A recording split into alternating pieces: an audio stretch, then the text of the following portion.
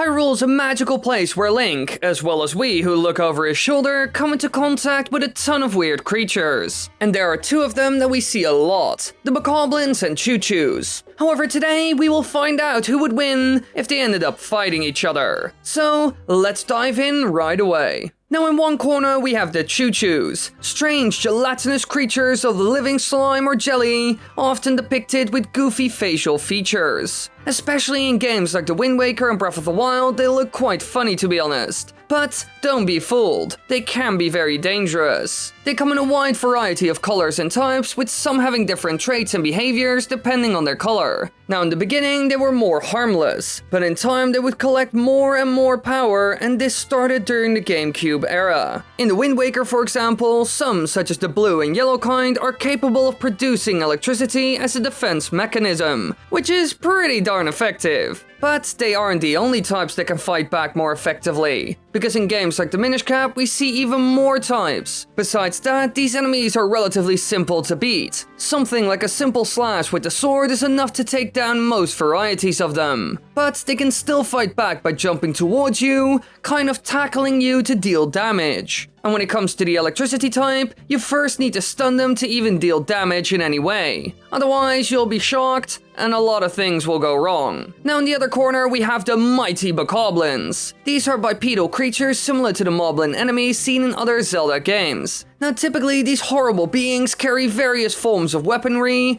and wear a belt buckle in the shape of a skull. However, in the most recent Legend of Zelda game, Breath of the Wild for the Nintendo Switch, they are probably the strongest ever seen in the entire franchise. Coming in different colors as well, with the golden one being the most powerful and a real danger to any adventurer. In this game they are also way more intelligent, doing things like riding on horses, picking up weaponry and setting it on fire, and even kicking back bombs so they won't get damaged by them. Really, they're quite crafty. In the game they wield a variety of weapons like clubs, bats, spears, shields and bows, which they can use very effectively to take you out, with the most powerful ones even reinforcing their weaponry with Dragon Bone. And if a BOKOBLIN really finds himself in a worst case scenario without any weapons, they will use whatever is available. Now, if these two enemies would take each other on, then who would win the fight? Well, to find out we will look at the following points: attacks and weapons, stamina and health, and strategy, because these will be crucial in their fight, especially the last one. Now let's start with the first point. When looking at the CHUs, we can see their options are actually very limited.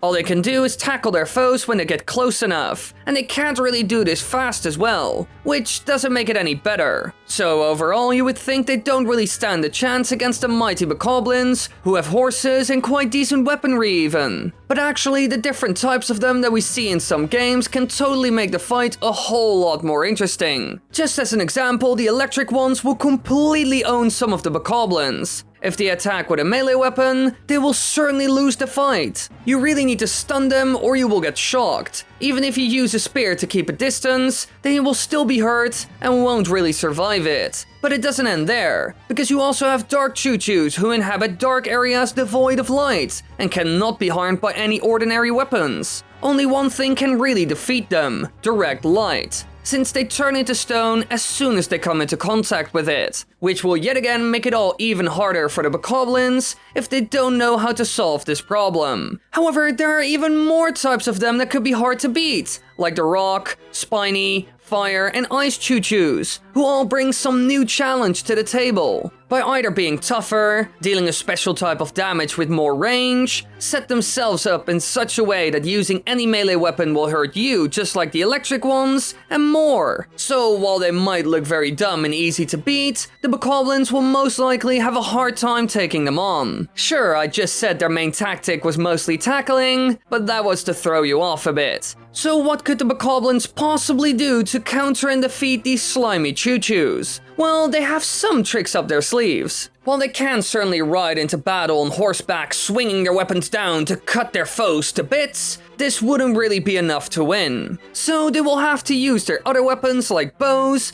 which can be really effective against some of the CHU types. For example, the spiny and electric ones wouldn't stand a chance against a bunch of archers, making them a good choice in such a situation. However, while the CHUs can use the power of electricity, the BOKOBLINS can also do this, which we have seen in Skyward Sword. Here we see technoblins who wear plated armor and wield electric baton-like weapons, both of which were created by an ancient and highly advanced civilization. They deal more damage thanks to this, and hitting them also becomes harder because they can block and shock you. Yet again, this can be used to take out CHUs quickly, using the exact same powers they use as well. So when it comes to attacks, who actually wins? Well, when looking at the whole situation, I would say that the BOKOBLINS win, but only for one reason. They have bows, which are very powerful and useful, especially against enemies like the spiky CHUs and electric ones. So for that reason they win, and we haven't even thought about the cavalry option that they have, which could also be amazing to take down hordes of enemies. Now on to the next section, their health and stamina. How tough can something made of jelly really be? Well, it depends, because the normal ones, both small and big, can easily be taken out, making them super easy to beat for any BOKOBLIN. However, some others that wear helmets, rocks, or can't even be defeated using normal weapons are a major challenge. So while some are really weak, there are others that are almost undefeatable. So in general, they aren't doing that bad. And just imagine, if all of them wear protective equipment, then the BOKOBLINS would be in big trouble, to be honest. Because they might have gotten a lot more intelligent in the last years, but they still aren't that smart. For example, none of them would come up with the idea of using light to beat a CHU. So it all kind of depends on how their slimy foes attack, because all of them are slow, but some are extremely tough. But what about the BOKOBLINS then? Well, they are pretty strong as well.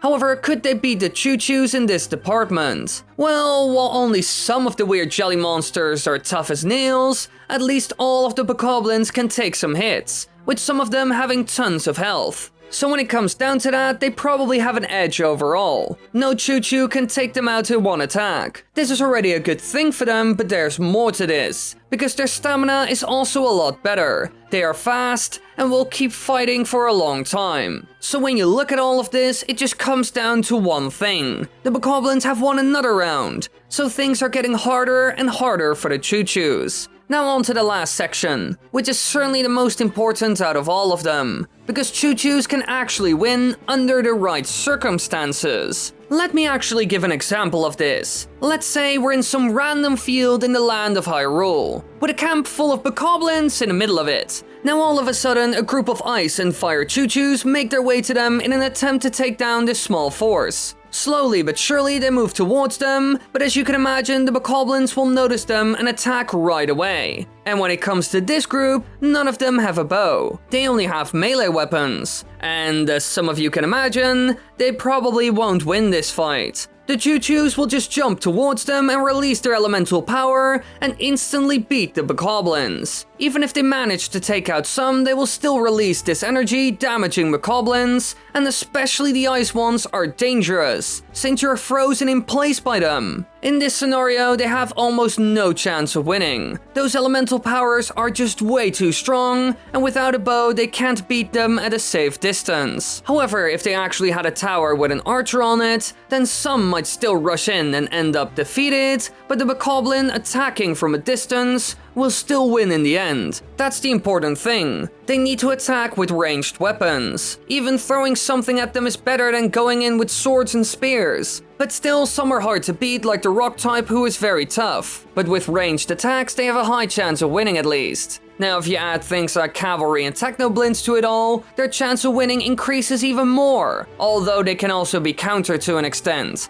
For example, spiny CHUs will be amazing to stop any enemies on horseback, since they're like a hedgehog, acting as a Friese ruiter, which are these things. Fun fact, those were invented by my people, the Dutch. That's also why I pronounced it in Dutch and not English for all of you, because it's our property, I guess. And another thing the CHUs could do is just pop out of the ground and surprise their enemies. They certainly have some options, but I gotta say, the BOKOBLINS will still win the battle in the end, just because of the bows. And there's another thing that could add to this to make it even worse. A mount of any sort, which allows them to move around fast and still shoot from a distance. This would be a gigantic advantage, as you can imagine. So while we might think that these creatures are very dumb, they can be really smart at times, which we have seen mostly in Breath of the Wild. So thanks to this, I think they will win. They have all the things they need to be victorious in this battle, so sadly enough, the Bokoblins reign supreme.